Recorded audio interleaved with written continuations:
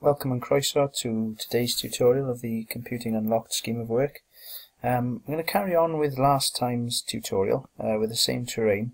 What we're going to start to look at today is increase heights of land and add some water and so on. So in the previous tutorial we looked at the hover tool, the pan tool, to sort of pan around and look at the angles and so on, and also to add terrain.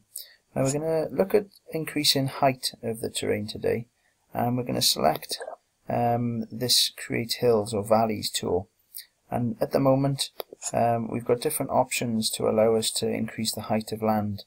And if we select the square at the moment, we can increase the height of the land by just holding our left mouse button down and then increasing the height of the land wherever we want it to increase. If we hold it over one area, it really does increase the height of just that area. So if we sort of start to have a look now at that from a different angle, we can start to see that mountains are starting to be created, and we can zoom in to have a look at that from different angles. So this gives us the option then to add height to our terrain.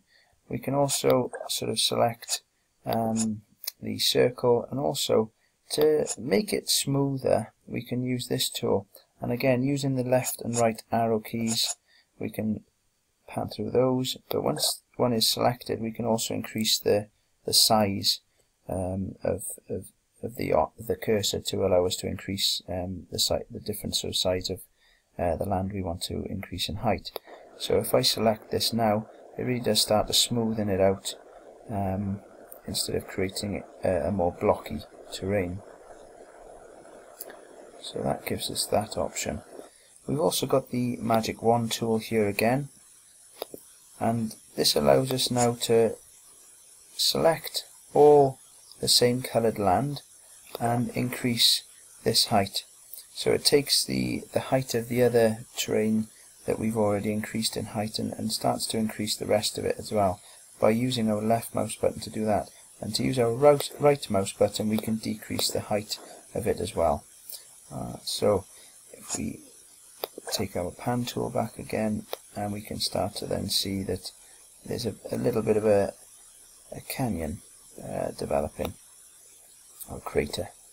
So this gives us the option then to create some sort of little track in this crater.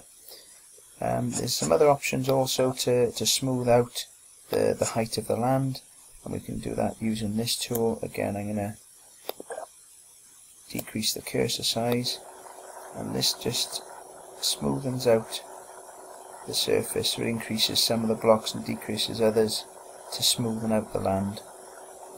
And there's also the magic tool within this as well, magic wand tool, so we can start to smoothen out lots of the same coloured terrain, so we can start to see it smoothen out, which is an effective tool. So if I go back to my hand and now start to look from a different angle, we've got quite a nice land being created. Now let's say we wanted to create a little pool of water. What we can do is, if we head back to our magic tool and we wanted this bit of land to increase in height,